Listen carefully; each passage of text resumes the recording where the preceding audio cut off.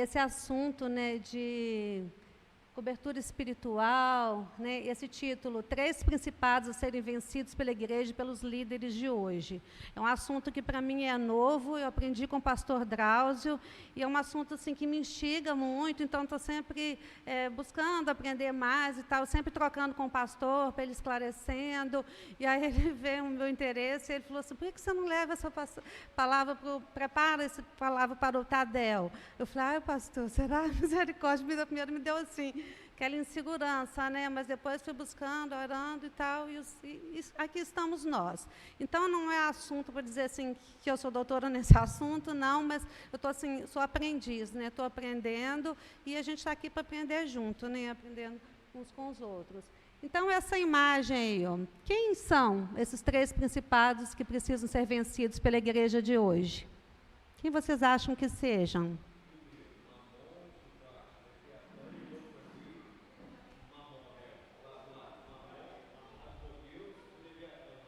Mamon, Leviatã e mais quem?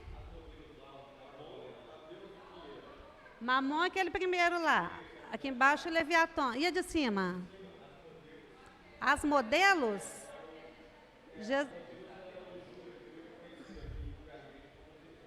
Ah, tá, Jezabel. Exatamente, é isso mesmo. Então, vamos falar, não vai dar para falar tudo hoje, mas são essas 3 potestades. Passa a palavra, por favor, aí, Henrique.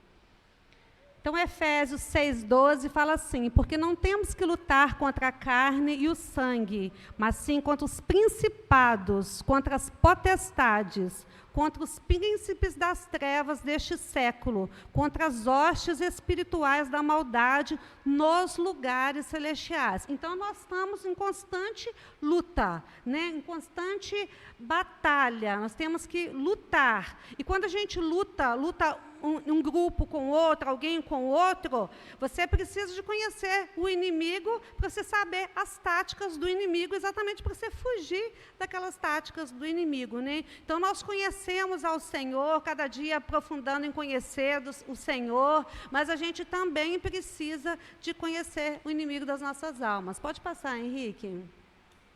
E essa luta é nos lugares celestiais, né? Então, nós estamos no final dos tempos da igreja. Todas as profecias que tinham que se cumprir para a volta de Jesus, todas já se cumpriram. E há uma constante investida das nossas vidas. Por quê? Porque Satanás, ele caiu, então ele quer arrastar mais pessoas com ele, né, para que ele não seja julgado sozinho. Então, essa guerra travada nos lugares celestiais, de uma magnitude inédita, porque o tempo dele está acabando, né? Então, as estratégias vão aumentando, vão ficando cada vez mais sórdidas. E o livro de Tiago, capítulo 4, 7, fala assim, resistam ao diabo e ele fugirá de vós. Então, a gente vê lá o quanto Jesus foi tentado. Ele tentou com uma estratégia, aí Jesus, né, resistiu. Tentou com outra, ele resistiu. E ele sempre foi resistindo até que ele fugiu de Jesus, né? E agora, se ele tentou Jesus, então você vê a ousadia dele de tentar Jesus, imagina o que ele não faz com as nossas vidas, o que ele tenta, né, fazer, tenta nos convencer o tempo todo. Então, como eu falei, a gente precisa de conhecer quem é o nosso inimigo, quais estratégias ele usa, para que nós possamos também, quais são as nossas estratégias de defesa que nós temos, que o Senhor tem nos dado, né? Então, nós precisamos, a cada dia, nos achegar a Deus, ter mais intimidade com Deus, comunhão, ter o nosso lugar secreto ali de passar com Deus, mas nós precisamos de usar toda a armadura de Deus e as armas celestiais para que a gente possa resistir ao diabo e ele venha fugir de nós. Pode passar, Henrique. Então, olha, o que a Bíblia diz sobre Satanás? Que é um querubim ungido de Deus, está lá no Ezequiel 28, 14, que ele liderava o louvor na presença do Senhor. Então, assim, ele odeia o louvor, né? Então, há uma investida sobre os louvoristas. E ele, o que ele fez? Um anjo que foi ungido por Deus, ele não foi ungido por um pastor, por um profeta, ele foi ungido por Deus. e ele caiu, né? Porque ele deixou a vaidade, a soberba, o orgulho entrar na vida dele. Então, ele tenta também nos convencer, com essas estratégias aí, né? Orgulho, vaidade, soberba. Ele desejou ter autoridade que só pertence a Deus. Então, Apocalipse 12:4 fala que ele corrompeu a terça parte dos anjos, e esses anjos se rebelaram contra Deus. Então, houve uma rebelião nos lugares celestiais. E Ezequiel 28:17 fala: seu coração tornou-se orgulhoso. Então, o orgulho é uma coisa que a gente não deve deixar entrar no nosso coração, por causa da sua beleza, né? A gente deve procurar, às vezes, dar uma ajeitadinha no cabelo, arrumar a roupa, tal. Não é esse sentido, né? É a questão, assim, da vaidade extrema, a vaidade acima das coisas, principalmente a vaidade do ego, né? Eu sou, eu posso, eu faço, eu aconteço, eu sou o bom, né? E, então, por causa da beleza, e você corrompeu a sua sabedoria por causa do seu esplendor. Então, ele tinha um esplendor, né? Um esplendor que Deus havia dado a ele como um querubim, como ungido de Deus. Isaías 14, né, 12:15 fala assim: subirei aos céus, erguerei o meu trono. Então, o que é trono? É aquele que quer ser adorado, né? Aquele que quer liderar. Erguerei o meu trono acima das estrelas, as estrelas e os anjos de Deus. Eu me assentarei no monte da Assembleia, no ponto mais elevado do Monte Santo. Subirei mais alto que as mais altas nuvens, serei como o Altíssimo. Então, ele queria a gente ver toda investida ali de Satanás para Jesus adorá-lo. Ele quer ser como o Altíssimo, ele quer ser adorado. Pode passar, Henrique. Então, aqui também no Apocalipse 12, 7 e 9, fala assim: houve uma guerra nos céus, e essa guerra que aconteceu nos céus, ela acontece aqui na terra também constantemente, acontece nos lugares celestiais. Miguel e os seus anjos lutaram contra o dragão, e o dragão e os seus anjos revidaram, mas estes não foram suficientemente fortes, e assim perderam seu lugar nos céus. O grande dragão foi lançado fora, ele é a antiga serpente, lá do Gênesis, né? Diabo ou Satanás, que engana o mundo todo. Ele e os seus anjos foram lançados à terra. Então, quando a gente vê essas palavras ali, que no original que foi escrito, então, diabo, no grego, diabolos, significa caluniador, aquele que opõe as causas de Deus. Então, a gente até, Henrique, trouxe aquela palavra, aquela vez da fofoca, né? Que se a gente não vigiar, a gente já está ali caluniando os outros, já está falando mal. Então, ele é um caluniador. Ele, o tempo todo, ele testifica lá diante de Deus as coisas que a gente está fazendo. Se a gente fizer coisa ali no oculto, na escondidinha ali, ele fala: lá, mas não é seu servo lá? Está fazendo aquilo ali, ó, eu estou vendo. E ele já passa um zap ali para os outros demônios todos ali, que ficam tudo sabendo, né? Satanás no grego, Satanas, que significa adversário, príncipe dos espíritos maus. E no grego também planal, que é o que engana, seduz, faz desviar do caminho reto, afastar da verdade, conduzir ao erro. E aquela palavra que a gente leu no final ali de Apocalipse, né? Não, acho que na hora que eu colei a palavra errada, que ele engana todo mundo. Ela está falando que ele engana. Ah, não, está certo ali, ó.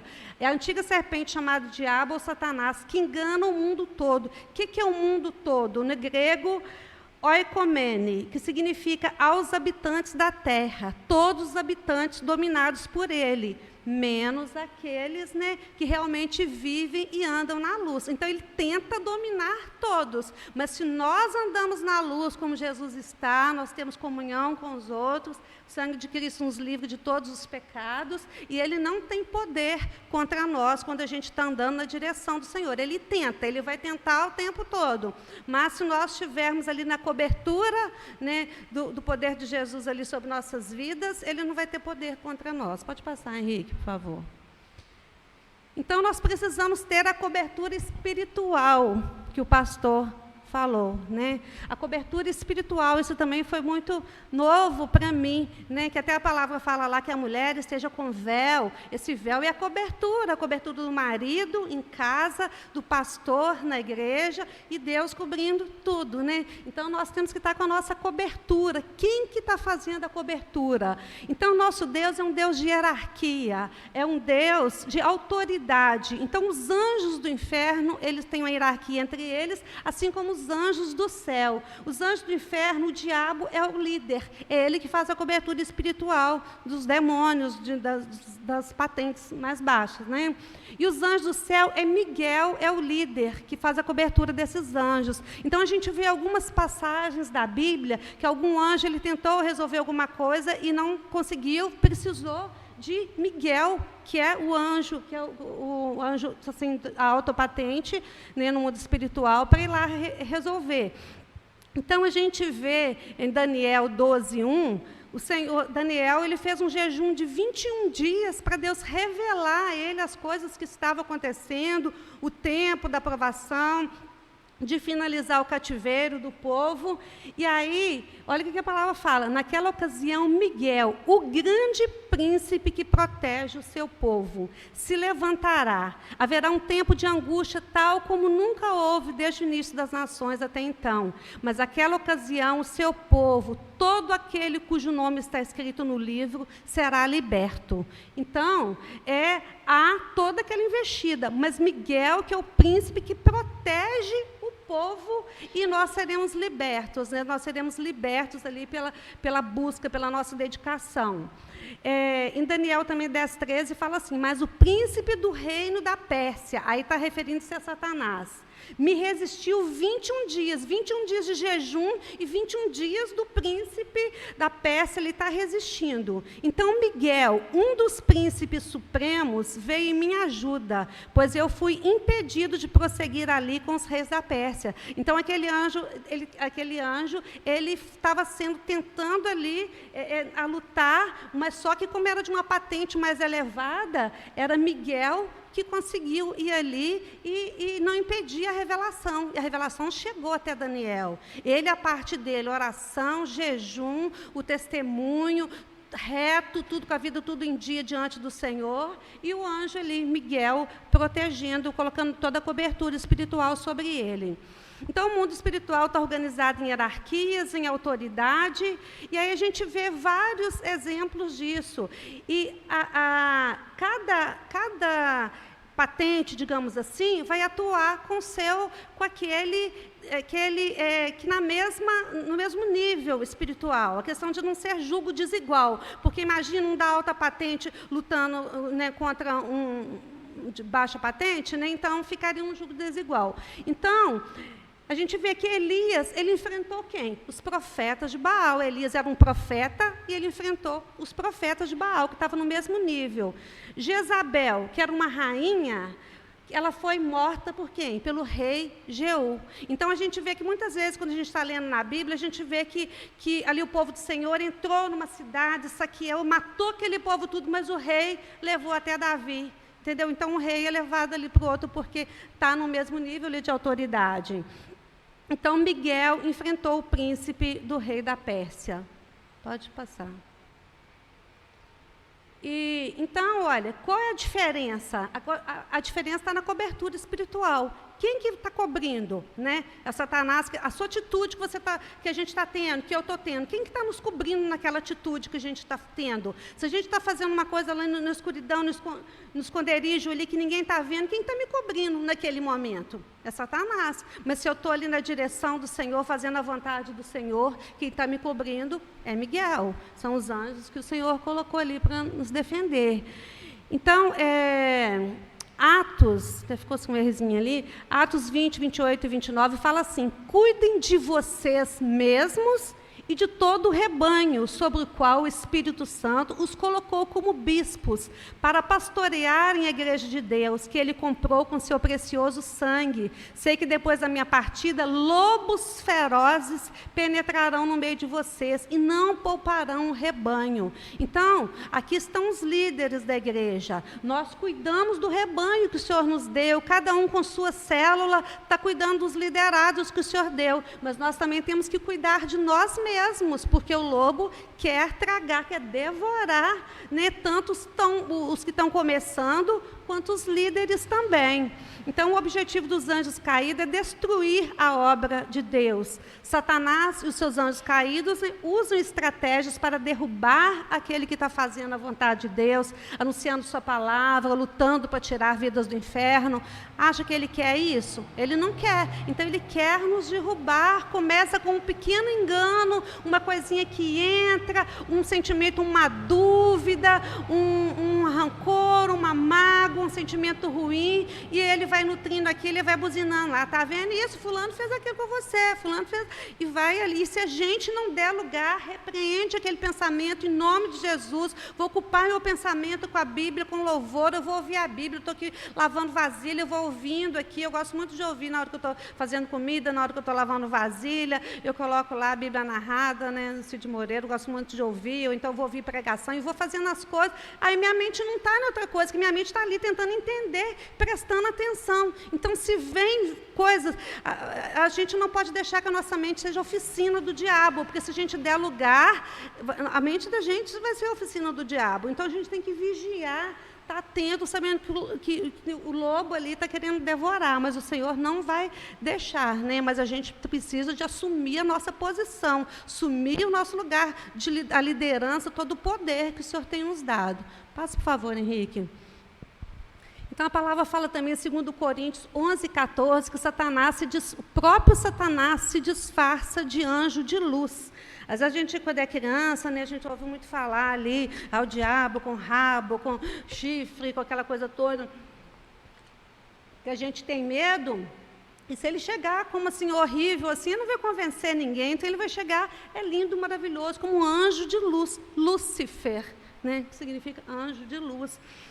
Então, o próprio Satanás se disfarça. O que é disfarça? Ele transforma, ele muda de figura, ele pode aparecer de diferentes formas, pode aparecer como um homem, como uma mulher, como um jovem, como um idoso, de diferentes formas, e um disfarce para enganar os simples de coração e os meninos na fé, como também derrubar, enganar os maduros, os mestres, os pastores, os orgulhosos. Infelizmente, são muitos pastores que caem, são muitos líderes da igreja que caem. Então, a gente tem que estar ali, né, na posição, na oração, para que isso não venha nos acontecer.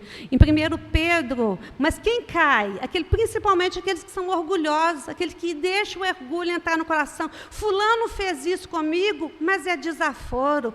Eu não mereço. Por que, Senhor, que eu estou passando por isso, como se a gente fosse melhor que todo mundo? E o que Jesus passou? Não teve dor maior do que Jesus passou. E Jesus, momento algum, ele não questionou, por que eu, Pai? É porque tinha que ser ele mesmo, se não fosse ele, aquele que veio da eternidade, aquele que estava no princípio com Deus, e que era Deus, e que todas as coisas foram feitas por ele. Ele ali, ele não negou toda humilhação, cuspir na cara dele. A maior humilhação que existia é a morte de cruz. Maldito, ele se fez maldito para levar todo o nosso pecado ali. Ele, em momento algum, ele questionou, por que ele? Por que não eu? Coloca outro no meu lugar, Pai. Não. Então, quando às vezes a gente começa a questionar, por que eu que estou passando isso? O que é isso? E tá, não, fulano fez isso comigo, eu não aceito. A gente está deixando essa soberba, o princípio da queda ali. Se a gente não vigiar, rapidinho a gente está caído. A palavra fala, aquele que está de pé, cuide-se para que não caia, né? Então, não é o outro que cai, não. A gente tem que pensar que se eu não vigiar, se eu não cuidar, eu posso cair. A palavra fala também que Satanás, ele não consegue devorar aqueles que estão alertas, sóbrios, serenos no espírito, os vigilantes, os cautelosos, os não indolentes e não negligentes nas orações. Então, a gente ser ali firmes no propósito do Senhor, nas orientações que a gente recebe, tanto que o Senhor nos dá diretamente, quanto a oração da palavra, do pastor, do líder, para a gente não entrar em rebelião também, igual Satanás fez com rebelião, né, entre os anjos. Pode passar, Henrique. Aí Efésios 6, 11 e 12 fala assim: vistam toda a armadura de Deus para poderem ficar firmes contra as ciladas do diabo, pois a nossa luta não é contra seres humanos, mas contra as potestades e autoridades, as altas hierarquias, contra os dominadores desse mundo de trevas, contra as forças espirituais do mal nas regiões celestiais.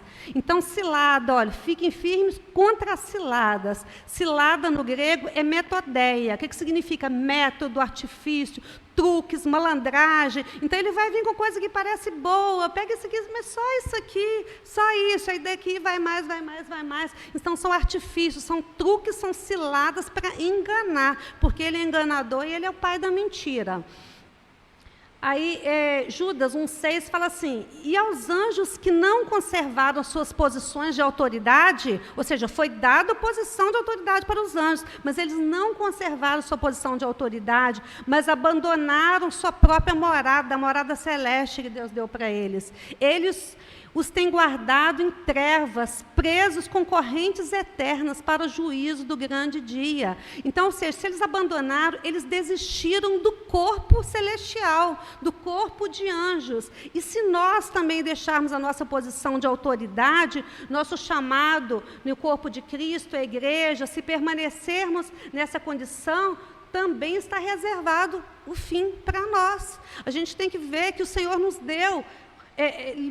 O Senhor nos deu, quem sou eu? Nada, ninguém, mas o Senhor, aprove o Senhor confiar em mim uma célula, junto com o irmão Zé Tarcísio, Sandra, Marquinho, e nós estamos ali liderando aquele povo ali, o Senhor, irmã Lourdes, conosco. Então o Senhor nos deu essa posição. Pensa que tem dia que não dá uma preguiça, uma vontade de ficar em casa, enfrentar aquela estrada, ir lá para Paula Cândido, mas eu penso assim, mas o Senhor confiou a mim, o Senhor confiou a mim essa célula. A responsabilidade é minha, a responsabilidade sobre as pessoas que estão lá, as pessoas que vão lá com agonia, querendo uma oração, querendo um aconselhamento, querendo a palavra do Senhor. E se eu desistir, né, eu vou me dar o luxo de ficar do meu descanso, descansar lá, e as pessoas que estão ali precisando, né, eu estou abandonando a minha posição que o Senhor me colocou, né, a posição de autoridade que Ele me colocou.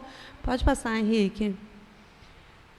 Então, a palavra fala, né, quando a gente vê ali que o Senhor criou Adão e Eva, Gênesis 1:28 fala assim: quando Deus criou Adão e Eva, os abençoou e lhes disse: sejam férteis e multipliquem-se, encham e subjuguem a terra, dominem sobre os peixes do mar, sobre as águas que estão debaixo da terra, sobre as aves do céu que estão acima da nossa cabeça e sobre todos os animais que se movem pela terra, que está na terra. Então, o que está ao meu redor, o que está acima de mim e o que está abaixo de mim. O Senhor nos deu poder para dominar sobre isso tudo. Poder para governar, para dominar, para ter autoridade sobre o céu, a terra e o mar.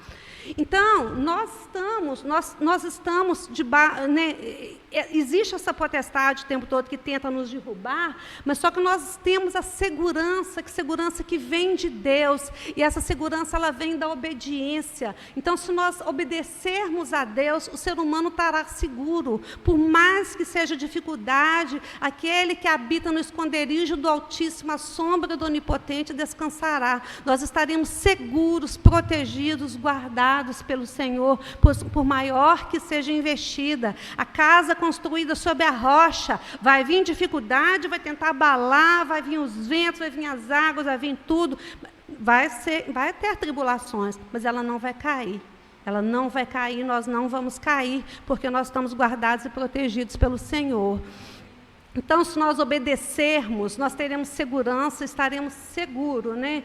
Então, a obediência é a nossa defesa. Quando deixamos a direção de Deus para fazer o que nos parece melhor, ficamos sem defesa e em risco. Então, se eu começar a falar assim, pastor Drauzio também lelé da cuca, falou para a gente fazer isso aqui, mas eu acho que não é bem assim não e tal. Aí eu saio debaixo da proteção dele e eu fico indefesa. Aí as potestades, as coisas que vinham ali, vai me atingir em cheio, né?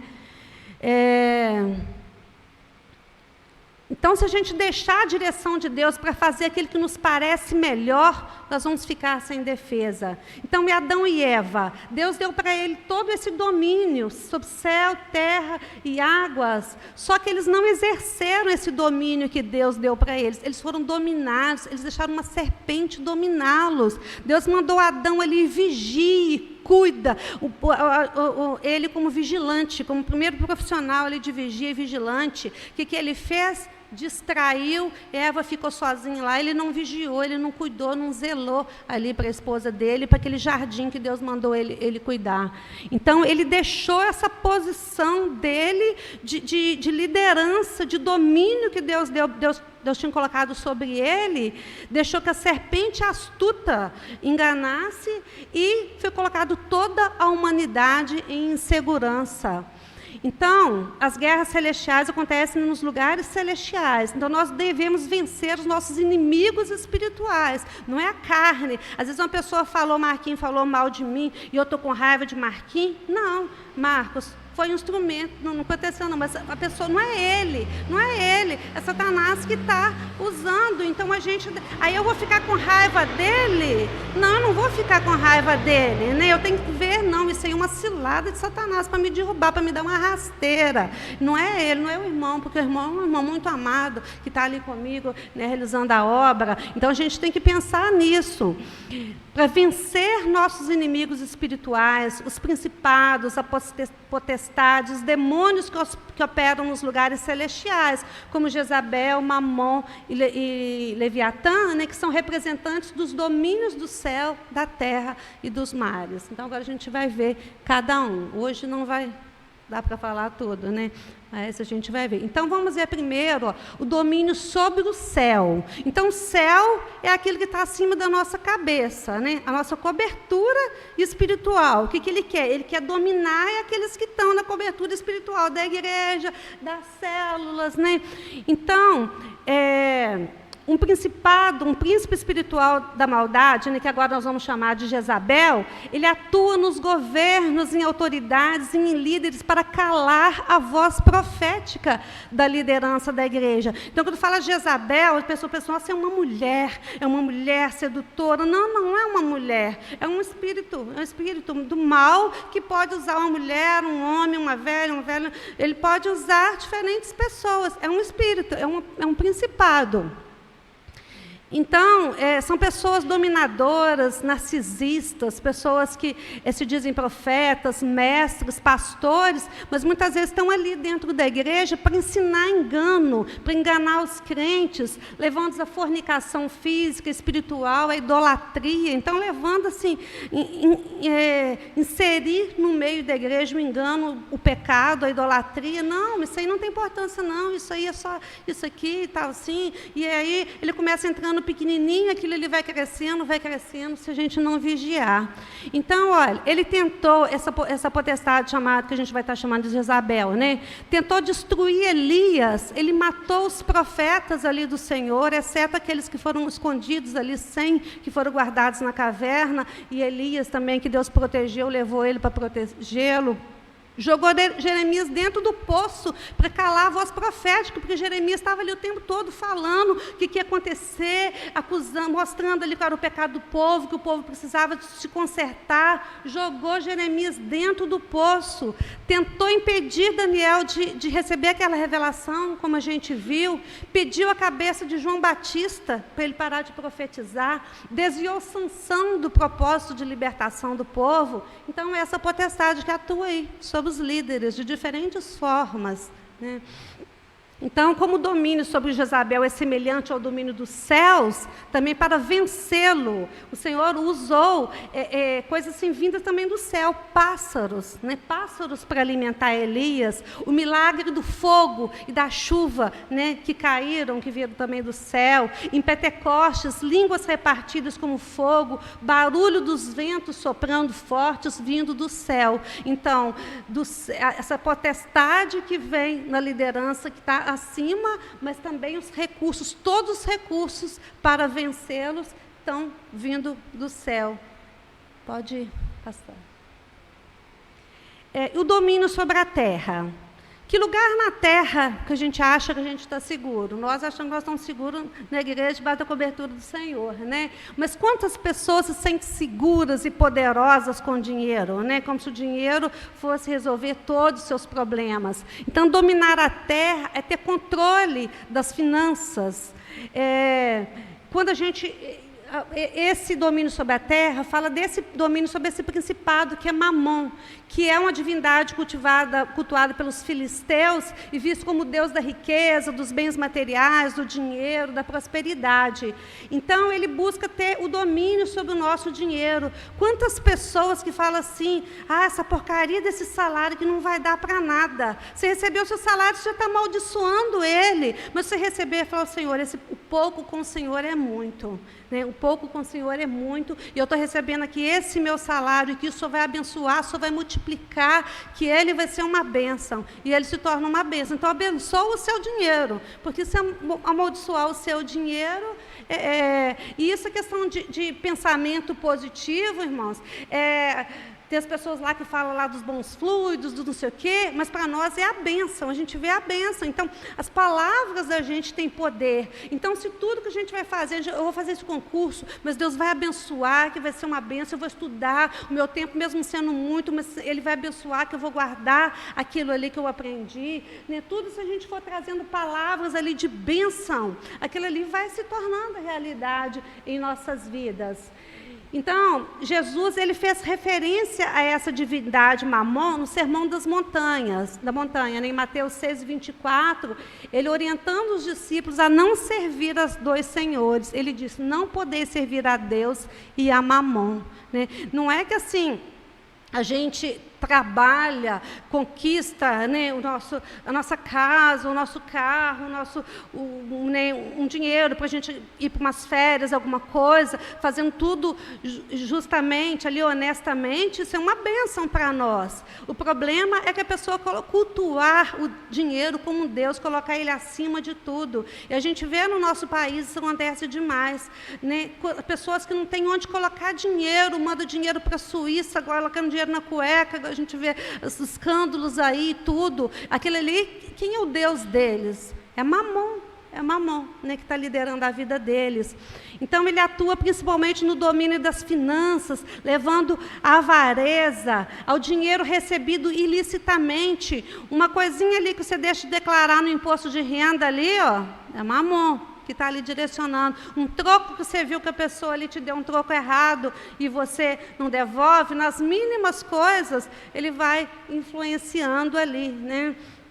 Não entregar o dízimo, pessoas às vezes que têm assim, aquele coração duro, dificuldade de né, entregar mesmo, acha que aquele dinheiro ali do dízimo das ofertas vai fazer falta e não compreende que o 10% do seu salário é de Deus. Nós não estamos fazendo mais do que a obrigação de entregar. É a mesma coisa se eu pegar essa aqui, essa Bíblia de Tarcísio, eu entreguei para ele. Eu estou te dando alguma coisa? Nada, eu só estou te devolvendo uma coisa que é sua. Agora, os 90% que Deus me deu para administrar, aí eu tenho que orar para Deus dar sabedoria para administrar aquele 90%. E daquele 90% eu tiro as minhas ofertas. Né? A gente tira as ofertas, a gente faz aí oferta alçada, os eventos que a gente entrega dos 90% que Ele nos deu. Então, esse Mamon, ele tenta nos impedir de investir no reino de Deus. Coloca no nosso pensamento assim, você vai dar dinheiro para o pastor? Você vai dar dinheiro para a igreja? Né? Então, a gente vê que Mamon atuou sobre Judas, né? Judas vendeu Jesus, ali 30 moedas de prata. Os irmãos de José venderam José. A gente vê Zaqueu ali, que era o cobrador de impostos ali, roubava para as pessoas. E depois, quando ele tem um encontro com Jesus, ele reconhece e ele restitui 4 vezes mais. Então, a gente toma cuidado para esse Deus chamado Mamon, essa potestade, ela não ser o Deus da nossa vida, não está na cobertura das nossas vidas. Pode passar, Henrique. Então, o diabo, nosso adversário, ele é astuto como uma serpente. Ele inicia a sua ação ali com pequenas ambições, só que ele não para por ali, ele quer mais e mais e mais. E se o coração não estiver vigilante, o amor ao dinheiro vai subindo ali para a cabeça da pessoa e ela vai desviando do propósito do Senhor. Em 1 Timóteo 6,10 fala assim: pois o amor ao dinheiro é a raiz de todos os males. Algumas pessoas, por cobiçarem o dinheiro, desviaram-se da fé e se atormentaram a si mesmas com muito sofrimento. Hebreus 13:5, então é um tormento, uma coisa que parece ser boa, que você quer, porque quer, só que aquilo achando que ele vai trazer a felicidade, mas ele vai acabando trazendo tormento.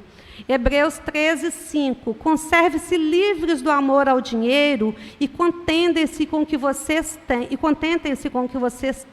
porque Deus mesmo disse: nunca deixarei, nunca o abandonarei. Salomão falou assim: eis que hoje eu sou velho, mas já fui moço, e em toda a minha vida jamais vi um justo mendigar o pão. Então, aquela mulher ali, que ela vai colocar ali diante do gasofilácio, e Jesus, olha a atitude dela, a moedinha que não tinha valor nenhum. Se a gente for pensar, talvez seja uma moeda que desse para comprar 2 pães hoje, ela coloca ali aquelas 2 moedas. Ela podia até falar assim: vou colocar uma, que aí sobra uma para eu comprar um pão, né? Mas ela colocou ali todo o sustento, na certeza de que o Senhor daria sustento para ela, que o Senhor é que vai multiplicar as bênçãos. Então, se nós cristãos, se a nossa fé tiver nos recursos financeiros, se ela não tiver nos recursos financeiros, né, o dinheiro que o Senhor nos dá, ele vai ser ali como uma semente que é lançada, cultivada, que cresce, né, cada uma dá 60, dá 100. Então, é uma bênção para as nossas vidas. Então, se a gente tiver com a nossa confiança no Senhor. Agora, se a gente tiver confiança no dinheiro, aí a gente vai estar ali com angústia, né? A gente vai estar se cobiçando cada vez mais e está sempre nesse sofrimento e angústia. Pode passar, Henrique, por favor. Então, às vezes, a fraqueza da pessoa é ter muito dinheiro, né? Então, às vezes, o Senhor permite que ela fique com pouco dinheiro para que ela não caia naquela cilada. Às vezes, né, a fraqueza dela é ter pouco dinheiro. Então, o Senhor vai dosando ali para que a gente não caia naquela investida. O nosso adversário, ele sabe disso, né? Ele sabe das bênçãos que Deus tem reservado para aqueles que são fiéis, para aqueles que abençoam o seu salário, aqueles que investem no reino de Deus. Então, a estratégia dele é mudar a palavra com heresias, mudar a Bíblia, mudar o ensinamento do Senhor, né, com heresias, com seitas, com fés heréticas, e que são sutilmente contrárias a fé, né, que é pura e cheia de domínios e fortalezas mentais. Então, por exemplo, a gente vê com Jesus, quando ele foi tentado, ele falou: mas não está escrito, atire-se daqui, não está escrito que aos teus anjos dará ordem para que te acolha. Quer dizer, ele pega uma coisa parecida que está com a palavra ali para confundir, assim como ele confundiu Eva, mas não te falou que você pode comer todos os frutos, né? Então, ele vai trazer uma coisa, se a gente não tiver uma base sólida de conhecimento da palavra, né, a gente vai levando ali qualquer coisa, qualquer pregação que a gente ouve na internet, a gente vai caindo aquilo ali. Então, é sempre bom a gente estar ali comparando com a palavra. Se tiver alguma dúvida, vamos lá atrás do pastor, né? Ele está sempre ali, sempre compartilhando: pastor, mas isso e tal, né? Então, assim, é uma bênção que a gente vai aprendendo. A gente vê em 2 Coríntios 10, 3-5, fala assim: pois embora vivamos como homens, não lutamos segundo os padrões humanos. As armas com as quais lutamos não são humanas, pelo contrário, são poderosas em Deus para destruir as fortalezas. Então, se é uma potestade, é um demônio que está investindo sobre nossas vidas, é com as armas espirituais que nós vamos vencer. Nós destruímos argumentos e toda pretensão que se levanta contra o conhecimento de Deus, e levamos cativo todo pensamento para torná-lo obediente a Cristo. Então, se o nosso pensamento começa a nos levar para coisas que nos afastem do Senhor, nós retomamos o nosso pensamento ali, ouvindo louvor, ouvindo palavra, lendo ali, buscando, para trazer o nosso pensamento de volta, porque a gente não seja levado cativo nas ciladas de Satanás. E o domínio sobre as águas é o domínio sobre o Leviatã, que é o monstro das águas, que atua ali sobre aquele que está oculto, os pensamentos, aquele pecado oculto, aquilo ali que ninguém sabe que você fez, né? Mas esse aí, passa por favor, Henrique, esse aí é o Leviatã, e vai ser na próxima terça-feira que nós vamos falar sobre ele. Amém? Então, irmãos, são muitas ciladas que tentam nos desviar do propósito do Senhor, mas maior é o poder de Deus, é a cobertura do Senhor sobre nossas vidas, dos anjos que Ele tem dispensado para agir em favor de nossas vidas, né? E essa igreja é vitoriosa, essa igreja é do Senhor, nós somos do Senhor, e a vitória está decretada em nome de Jesus. Amém? Para finalizar.